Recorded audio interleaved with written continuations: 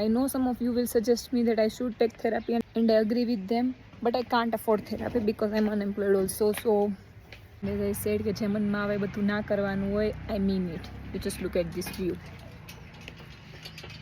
અહીંયા વચ્ચેથી એકદમ રોડ નીકળે છે કે ખીણ છે, આઈ ડોન્ટ નો. પણ આજ સવારમાં હું અહીંયા બેઠી હતી તો મને બેઠા બેઠા વિચાર આવે છે. જનરલી આ વ્યૂઝ જોઈને મને સારા સારા વિચારો આવવા જોઈએ, પણ મને વિચાર આવે છે કે શું અહીંયા ભૂકંપ આવી શકે, અને જો ભૂકંપ આવે તો બધા માઉન્ટેન કઈ રીતના સ્પ્લિટ થાય. અહીંયા કન્ટિન્યુઅસ 8 સિરીઝ તો મને દેખાય છે માઉન્ટેનની.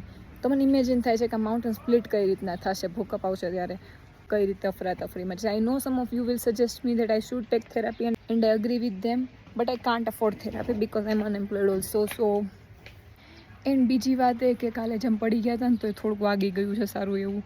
કાલે તો જેટલું છોલાયું છે ને એટલું જ દેખાતું હતું, તો એમ થતું ના તો માઇનર ઇન્જરીઝ છે, આ સારું થઈ જશે.